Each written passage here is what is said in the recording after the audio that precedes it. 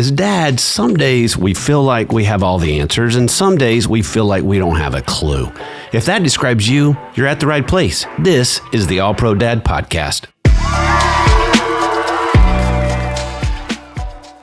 Hey, I'm Ted Lowe, and I'm joined today by two other dads, my co-hosts, Mr. Bobby Lewis, and our guest, Reggie Lewis.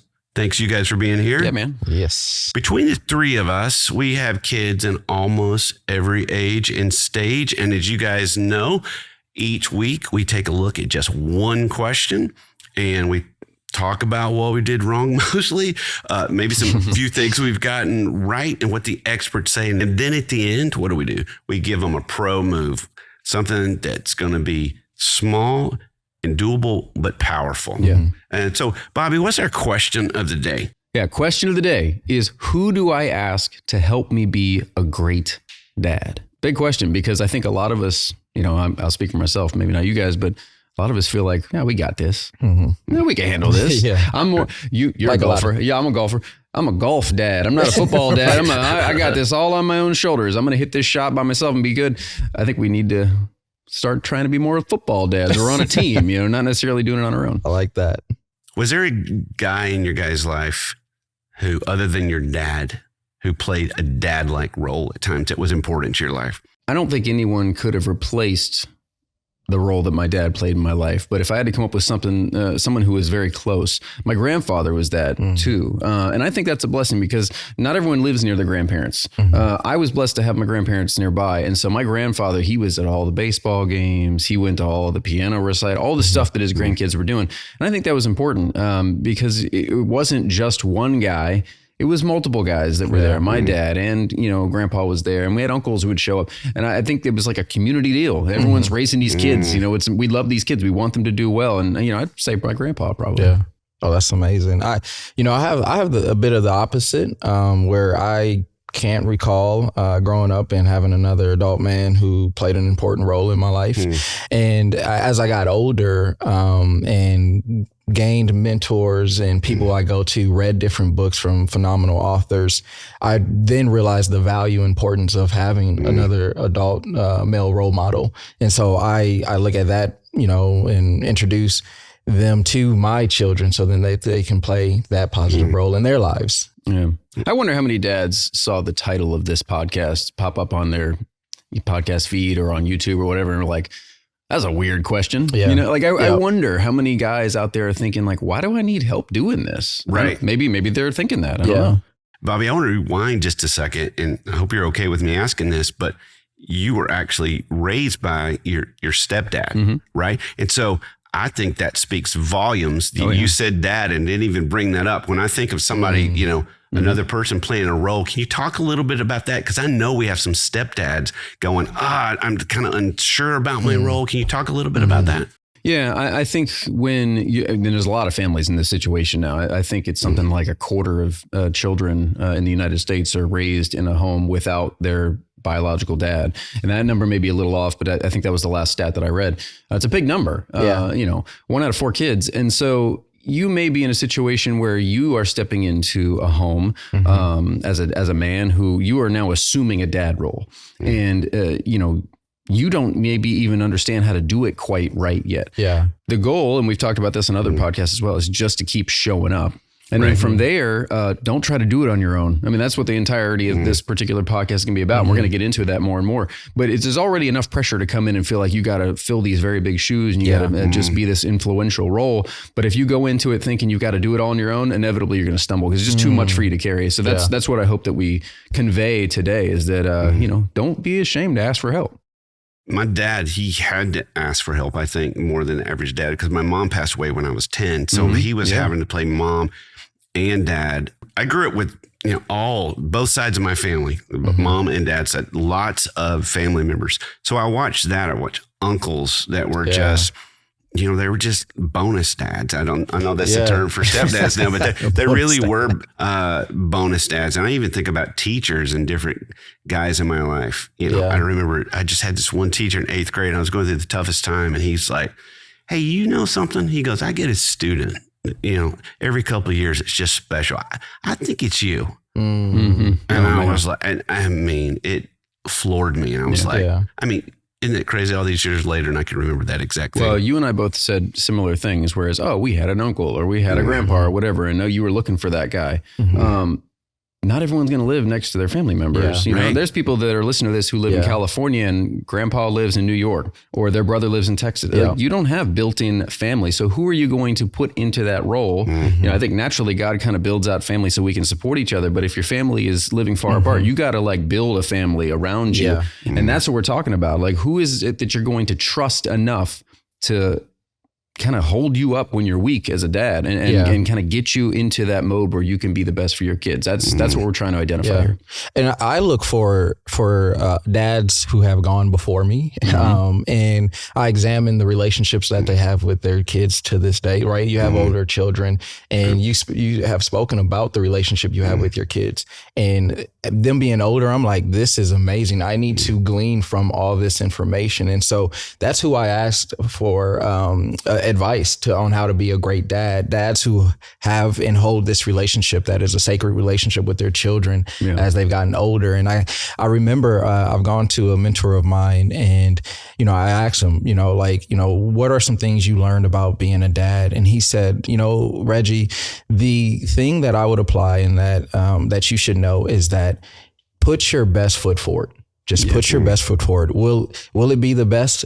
Yes, it'd be your best. And every dad, and what I realize is I know what it feels like when I put my best foot forward. And so him departing that information onto me was big, and it takes the pressure off being the perfect dad and allows me to be a present dad. Now, I bet you, if you asked Ted for his phone number, he'd give it to you. I bet. Do you think I'm going to text him text me, Reggie. Text me. You already got it. Yeah. I got to use it. That's the thing. exactly Is he going to answer you back, though? That's the question. There's that, too. I bet he will. So why is this important to do?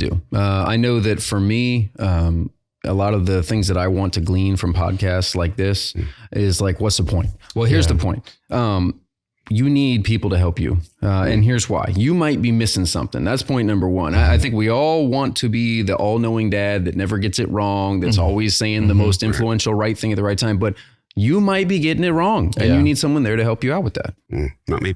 What do you think about that? No, absolutely. I think, by having a multitude of counsel, like that, little Bible reference there, someone can see something that you may not see, right? They might be able to show you and reveal something that's there that you may not be able to acknowledge. And so I think that is, by asking another great dad and asking them for assistance, they can, again, point out things in areas that you may not be aware of. So right. And they may, if they're spending time with your kid, they may be seeing some things that you're not seeing. Like you're missing the very thing that you needed to see that because our kids can be guarded with us that maybe with another adult, they're not as guarded. So you bring in that information. I think that's important. Yeah.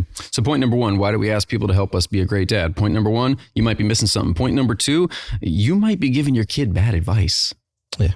Yeah. You have to, you can only give advice based off of what the knowledge you have. Sure. Right? Yeah. Now, let's say you were raised and believed something that was incorrect. Let's say it's about finances, right? I'm going to just spend every dollar that I have. And so you don't teach your children to... Wait, that's wrong. right. Depending on how you were raised, I guess, right? Yeah. So, get that advice from somebody else and see, what do they say? Throw it at the wall, see if it sticks. It might help, the situation with your children versus what you just want to give your kids. No, I agree. Third point here. Why do I want people to help me be a great dad? Third point, and I've experienced this with home repair. Sometimes you need a pro, right? I am not a roofer. We came home from a trip this weekend and I went in the garage and was like, why is the roof leaking? Like there was a drip coming down. I'm like, man. So I was like, my first thought was, I could fix that.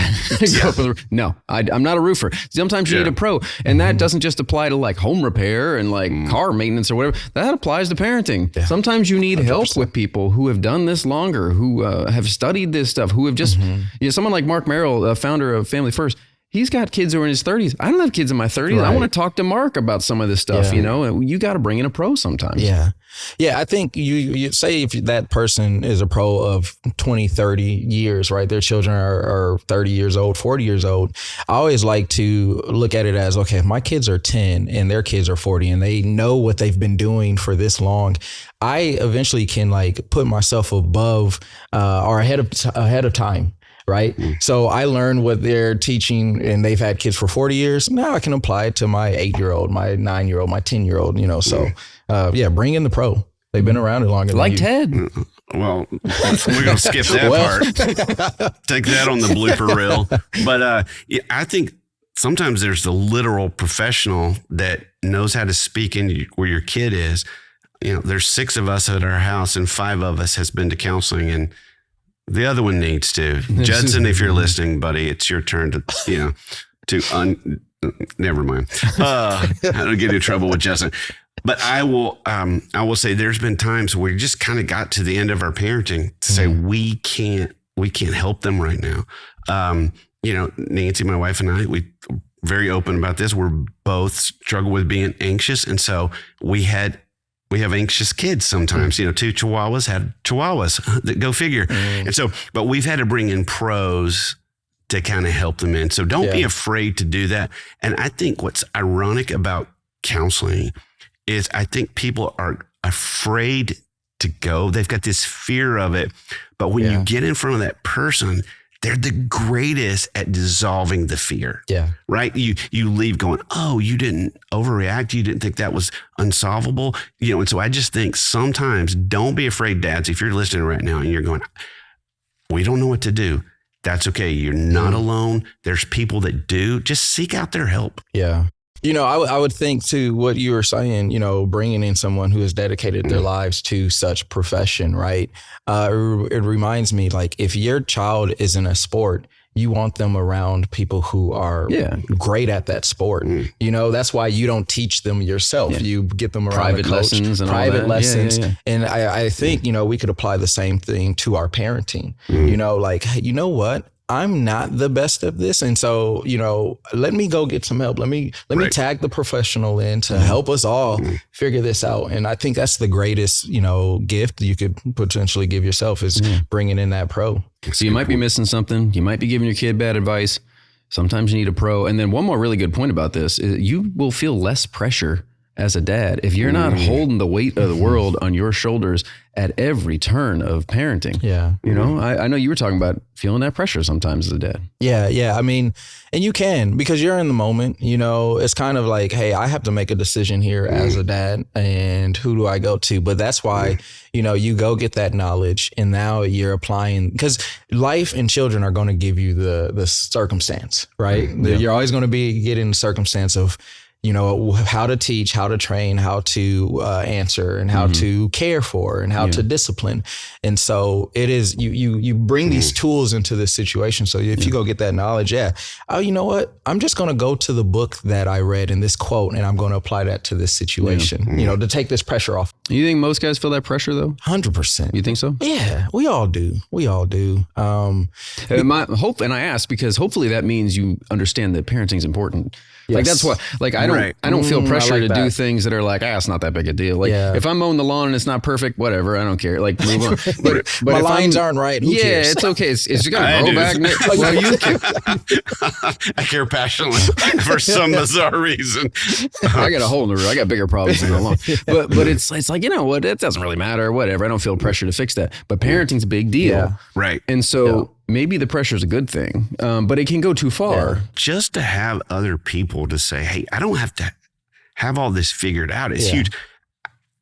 Living outside of community is a very westernized thing. When you look at the rest of the world and how people did, you know, all the ability for us to live in other places, it's got its advantages, but people used to be raised by a village of people. And so people did not feel this pressure that somehow dads right now, so many feel like, I've got to do this all by myself. I have to figure this out all by myself, or for some reason I'm weak or I don't bring enough to the table. And I just think, for dads listening right now, just to take a deep breath and go, listen, you don't have to know everything about every topic. You can't. We feel like we have to do all of this on our own. Like, why is that? Why do people tend to do that? I think part of it is traditional views of dad. Is historically, I mean, we've got it all together. And I think there's this stigma of just asking for help. It's vulnerability. It makes us feel like we're weak or somehow lacking. Fear of judgment. Like if you ask somebody, somebody's going to go, oh, I see you don't know what you're doing, or you feel like you've been exposed a little bit. Yeah, you look weak. That sort of thing. Yeah. Why do you guys think guys are so, feel like we can't ask? Yeah, I would go back to like being in high school, and this is all going to make sense. Trust me. 2 years ago. 2 years ago. Yeah. So by being in high school, I would be afraid to raise my hand to ask questions or answer them because I was afraid that one, people would know I didn't know what was going on. Sure. Right. And I think we could do that as dads.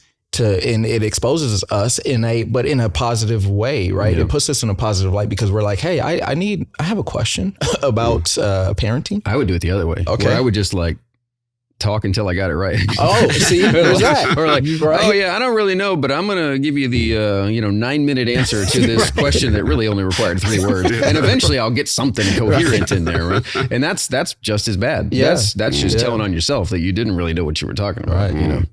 Fear of judgment, fear of choosing the wrong person. What if I ask the wrong person? What if they give me bad advice?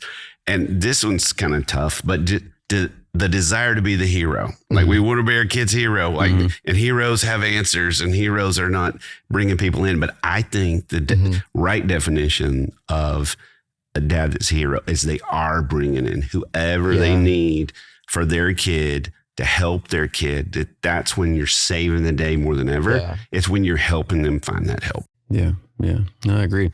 The trick for me is, you mentioned, you don't want to pick the wrong person. How do you pick the right person? I have an answer. You ready? I size it up by if I would want my children to ask them a question. So I ask people questions based off of, would I send my kid to ask you a question? Would I send my children to you to ask for advice? And if I would, I think that's sound advice, because I live by even friendships that I have, I base them on would I want my child to have that kind of a friend. And so I think that information is vital. And if I would send my kid to ask you a question, let's say it is about raising a child or finances or marriage, then I'm going to come to you and ask you a child or ask you a child. I'm going to come to you and ask you for answers. Yeah, that's good. Here's what I've done. And I just do this because I'm a very visual person. So I drew a bullseye, 3 rings. You got the dead center, a little ring outside of that, and the bigger ring on the very extreme edge. And for me, I'm married. My spouse is the dead center of that bullseye. That's who I need to help me be a great dad, because we've decided to be partners forever. Yeah. So if you're going to be with me, when the kids are here in the house and eventually they grow out, like, you need to be with me right now. This is the thick of it. And so that's who I need to ask to be a great dad first, my spouse. From there, we go to the next part of the bullseye, the next ring out, and I call those people the positive insiders. So family members or people from your church or your neighbors who you love and trust, like people that you would let in your inner circle, those people you were just talking about, who would I let my kid ask questions to? Positive insiders. And from there, I go positive outsiders. So, and by positive outsiders, I mean like a teacher that they love, or a coach, people that you can build trust with. But it takes all those people, and not everyone's going to be in bullseye. Not everyone's going to get to know every single secret about your life. But you got to have, these circles that move out and out and out, that you allow these people to speak into your children's life and support you. Because hopefully that coach who is teaching self-discipline and teamwork and all this sort of stuff, hopefully you're hearing that at home first if you're a kid. And then that point can get driven home as well when you're on the football field, soccer field, dance studio, wherever, gymnastics, pick your sport or pick your activity. That person hopefully is reinforcing the things that you're doing at home, and you guys are then teaming up to help raise this kid. That's good. His answer was way better. No, but we want to hear it anyway. I had my answers. That's how bad it was. He doesn't even remember the answer. No, I don't remember it. I thought you had another one. No. I thought you had another one. You heard it. You forgot it that quick, I guess. I don't know. I think, with a spouse like that, that's a great one. For those of us, that aren't single dads, right? And so, yeah, going to that spouse, I think you're exactly right. And so sometimes we don't want to hear what she has to say. Hey, you picked her, man. You gotta. Yeah. Going. Oh, but they do have great wisdom, don't they? They do. How does that work at your guys' house when it comes to talking to your wife about parenting? I just shut up. And I just hear and, let her discern, because, she has as much input as I do with our children. And like you said, that discernment and wisdom, is just huge. And so I don't know. She's pregnant right now. She can't make her mad. She's in tune with a lot of things right now. She's like, you smell that? I'm like, no, I don't. Do you see how the kids are acting? I'm so confused right now. What are you seeing? Things through the Matrix? What's going on? Heightened right now. I love it. Great. What are some adults that you guys have dialed into your kids' lives other than your wife's? For me, pastor at our church is kind of like second dad for our kids. We're basically the same age. We spend a lot of time together. Our kids are about the same ages. They've stayed at their house before. So that's an example for me. But that's a hard guy to find. That's a unicorn for me. Like that was just a guy that I, thankfully the Lord put in my family's life. But up until meeting that particular family, like we didn't have anybody that, I would really feel solid and trustworthy to leave our kids with and let them speak into their life. Just because we put a list together doesn't mean it's going to be easy for you as a guy to find these people. But that's the point. You got to be intentional about this. If it's important enough to you and you want to do the best parenting job you can do, then work at it. Find the people that you think are really going to help you be a better dad for your kids. That's good. Reggie, what about you? So our kids are young and we don't allow that yet for other people to be into their lives as far as like influential to them. Not yet, because they're so young. Right. So here's the thing. I read a study that, when kids enter those teenage years, you lose about 70% of influence over their lives. So what gains it? It's people around them, other people, right? Because now they're like, hey, I want to talk to this person. I want to talk to that person. And then it's the things they see. So social media, right? So, to answer your question, when they become of age, we have relationships with people right now that were like, hey, when you're 13, you're going to go hang out with your Uncle David. When you're, 13, Grace, you're going to go hang out with your Auntie Angelia. Like because we trust those individuals. And if you're going to be influenced by someone, we want you influenced by someone we know, trust, and love. Oh, that's so good. You're exactly right. When they become teenagers, all of a sudden you do lose that influence. I'm speaking from experience here. For us, there's been a couple of people that have been so influential. One is our friends who are about 10 years down the road with their kids. They're great parents. And so we hit a roadblock. We'd call the fields and we'd say, hey, here's the situation. Like the pros, they're always calm. They always give us better perspective. But our kids with their small group leaders from church have always been huge. Like with youth pastors in my kids' lives, I cannot. I mean, there's examples I can't share there because they're so personal, but they were so important, and they would listen to them. And even from talking about sexual boundaries and stuff. Like I had one of them call me one day and said, "This is what we're going to say. This is what I'm going to say to your son when we're talking about this." And I was like, dude, that is some strict boundaries. Well done. Because if I got in the tri-state area, he's going to be shut up, Dad. And they listen to these small group leaders. And so, finding people to tell them what you believe when they'll listen, it's the biggest trick in the book, Dad. It's like, and don't tell them you want them to have influence. I want this person to have influence with them. Yeah. You just slide it on in there. They'll never, because then they'll look at you and going, well, I'm moving on. I think I'm going to put Ted in my bullseye. What do you think? Should I get Ted in my bullseye? You got to get his phone number first. Give it a couple more months. Let's try it out a little bit. We'll see how this works. Yeah. And I would even dare to say for myself on how to be a great dad. There's our pastor. He's in Minnesota. I honestly, try to apply everything he teaches now. Why? Because it's like having a toolbox and thinking about like trying to take off a bolt. What do? You typically can't eye it. You're like, I'm gonna try this one. Nope, doesn't fit. Duct tape. Duct tape.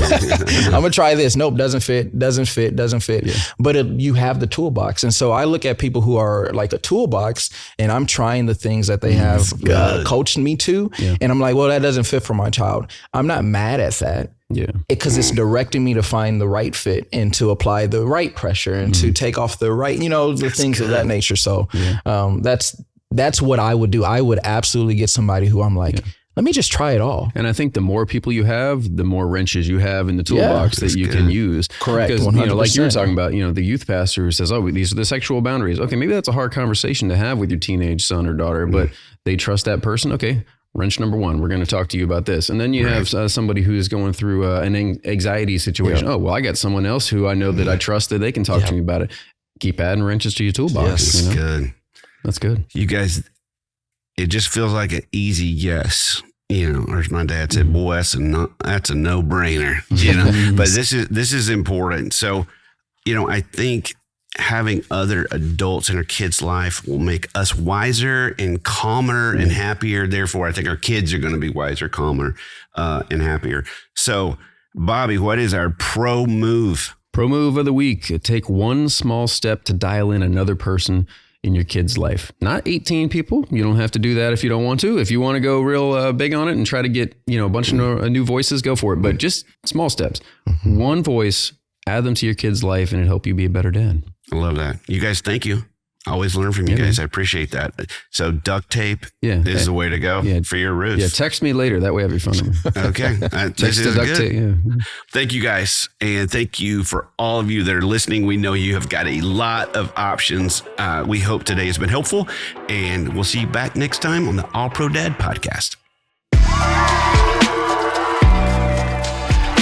Thanks for listening to the All Pro Dad podcast. All Pro Dad is the fatherhood program of the nonprofit Family First. Along with our motherhood program, iMom, we exist to help you love your family well. Subscribe to our daily email, the All Pro Dad Play of the Day, by going to allprodad.com/subscribe and get daily powerful and practical fatherhood tips in your inbox. The All Pro Dad podcast is hosted by me, Ted Lowe, produced by Bobby Lewis.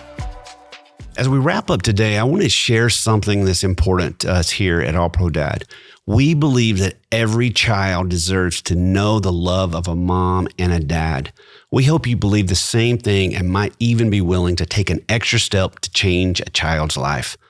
Around the country, but especially in the state of Florida, where All Pro Dad is based, there's a pressing need for medical foster care parents. These foster care parents provide crucial support to children with complex medical needs. To be a medical foster care parent, you don't need a medical background. We've partnered with the local community-based care agencies and the Florida Department of Children and Families who provide comprehensive training. If you can offer the vital medical assistance these children need, along with compassionate care in a family environment, you're prepared to be a true medical foster care champion. Learn more by visiting mfc.floridahealth.gov. That's mfc.floridahealth.gov.